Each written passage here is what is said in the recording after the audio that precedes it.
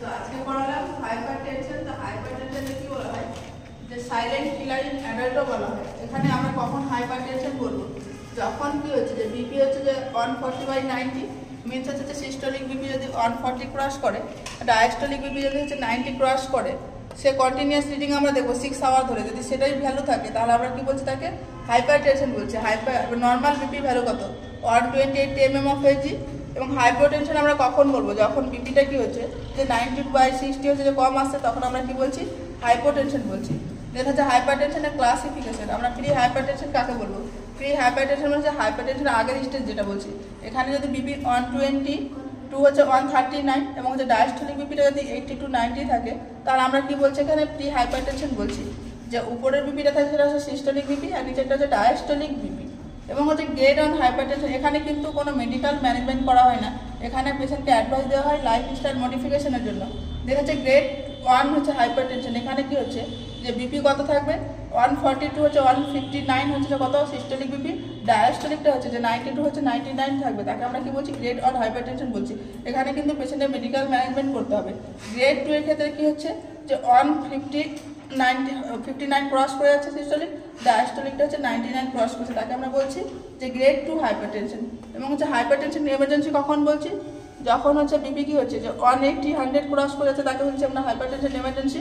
Hypertension crisis কাকে বলছি আমরা, যখন হচ্ছে বিপি 222 হচ্ছে 120 যখন ক্রস করে যাচ্ছে, তখন তাকে আমরা বলছি হাইপারটেনশন ক্রাইসিস। যেটা হচ্ছে নর্মাল বায়োলজিক্যাল ক্লক আমরা বলি, যেমন হচ্ছে বিপি কি হয় নর্মালি আমাদের হচ্ছে সব থেকে বেশি হচ্ছে থাকে 12 PM এ। আর হচ্ছে যখন হচ্ছে বিপি মনিটর করি আমরা 4 to 6 AM এ করি। এবং যদি কোনো পেশেন্টে যদি মানে ফলো আপে থাকে এবং যদি হাইপারটেনশনের মেডিসিন খায়, তাহলে বেস্ট টাইম আমরা কখন দেবো মেডিসিনটা, সেটা হচ্ছে যে কি যে 8টা থেকে 9টার মধ্যে দেবো। কেন দেবো, কারণ হচ্ছে যে তারপর থেকে আমরা কী করছি, খাবার খাচ্ছি, তারপর হচ্ছে আমাদের মেটাবলিজম শুরু হচ্ছে, বিপি ইনক্রিজ হয়। তাহলে আমরা কী করবো, সবসময় কী করবো, যে ওডি মেডিসিন সবসময় আমরা সকালবেলা দেবো। যে হচ্ছে টাইপস অফ হাইপারটেনশন।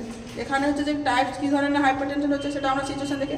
তো ফার্স্ট যেটা হচ্ছে হোয়াইট কোট হাইপারটেনশন। এখানে কি হয়, যে পেশেন্টের ক্ষেত্রে যেটা দেখা যায় সেটা হচ্ছে হোম সেটিংয়ে যেটা হচ্ছে বিপি কী হচ্ছে নর্মাল থাকছে, বাট হচ্ছে হসপিটাল সেটিংয়ের নাম শুনে, যেমন হচ্ছে ডক্টর, নার্স, এই সমস্ত নাম শুনে কী হচ্ছে স্ট্রেস হচ্ছে, স্ট্রেসের জন্য বিপি বাড়ছে, তাকে আমরা বলছি হোয়াইট কোট হাইপারটেনশন। দেন হচ্ছে গোল্ড প্লেট হাইপারটেনশন কাকে বলছি, এখানে যে যে কিডনি থাকছে, রেনাল আর্টারি থাকছে, সেগুলো হচ্ছে স্টোনিস হচ্ছে, ন্যারো হচ্ছে। যখন হচ্ছে রেনাল আর্টারি হচ্ছে ন্যারো যাচ্ছে, এর ফলে কী হচ্ছে, কিডনি ব্লাড সাপ্লাই ডিক্রিজ হচ্ছে, এখানে রাস সিস্টেম অ্যাক্টিভেট হচ্ছে এবং বিপি হচ্ছে কী হচ্ছে ইনক্রিজ হচ্ছে। দেন হচ্ছে সিস্টোলিক হাইপারটেনশন। এখানে কি হবে, অনলি যে সিস্টোলিক বিপি থাকবে সেটা ইনক্রিজ হবে। তো এখানে যেমন একটা এক্সাম্পল দিয়েছি 160 to 80, তাহলে এখানে যখন সিস্টোলিক বিপি ইনক্রিজ হচ্ছে মানে পালস প্রেশার কী হচ্ছে, এখানে ওয়াইড হচ্ছে, চওড়া হচ্ছে। আমরা পালস প্রেশার সমান কী জানি, যে systolic BP minus diastolic BP, তাহলে এখানে পালস প্রেশার ইনক্রিজ হচ্ছে। ডায়াস্টোলিক হাইপারটেনশনের ক্ষেত্রে কী হবে, সেখানে হচ্ছে যে যে নিচের যে প্রেশারটা থাকছে, ডায়াস্টোলিক যে প্রেশারটা থাকছে সেটা ইনক্রিজ থাকতে হচ্ছে, বা সিস্টোলিক প্রেশার একই থাকছে। এক্ষেত্রে পালস প্রেশার কী হবে, ন্যারো হবে, কম হবে। আমরা বললাম আমার যে পালস প্রেশার সমান কী বললাম, সিস্টোলিক ব্লাড প্রেশার মাইনাস হচ্ছে ডায়াস্টোলিক ব্লাড প্রেশার, তাহলে এখানে কত আসছে, 10 আসছে, তাহলে হচ্ছে যে কি পালস প্রেশার ন্যারো হবে। বিনাইন হাইপারটেনশন হচ্ছে কী হচ্ছে, যে লং টাইম হাইপারটেনশন পেশেন্ট আছে কিন্তু হচ্ছে কি ড্যামেজ অ্যানি অর্গান, যে কোনো ড্যামেজ অর্গানকে কী করছে, যে অর্গানকে ড্যামেজ করা ছাড়াই হচ্ছে যা আছে।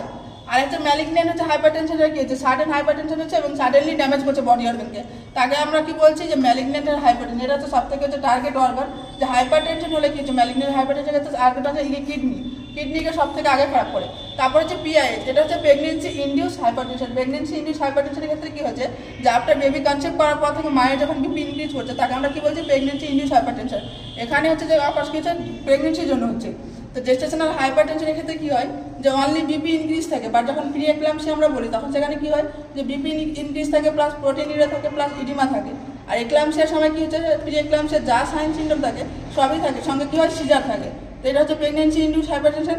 দেন হচ্ছে কজেস অফ হাইপারটেনশন, যে কী কী কজ হতে পারে। ফার্স্ট যেটা হচ্ছে প্রাইমারি হাইপারটেনশন, একটা হচ্ছে সেকেন্ডারি হাইপারটেনশন।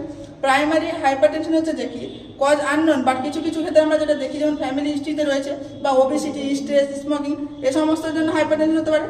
আর সেকেন্ডারি হচ্ছে যে কোনো ডিজিজের জন্য যখন হচ্ছে বিপি ইনক্রিজ হচ্ছে, তাকে আমরা কি বলছি, যে সেকেন্ডারি হাইপারটেনশন বলছি। দেন হচ্ছে সেকেন্ডারি হাইপারটেনশনের কজগুলো, যেমন 2-1টা ডিজিজের নাম বলেছি, যেমন থাইরয়েডের পরিমাণ বেশি আছে, কুসিং ডিজিজ আছে, যেমন স্টেরয়েডের পরিমাণ বেশি হচ্ছে, ওখানে বিপি ইনক্রিজ হচ্ছে, বা ইনক্রিজ আইসিপি হচ্ছে, এখানে হচ্ছে যে বিপি ইনক্রিজ। তো এই সমস্ত কী হচ্ছে, যে সেকেন্ডারি হাইপারটেনশনের এক্সাম্পল। আজকে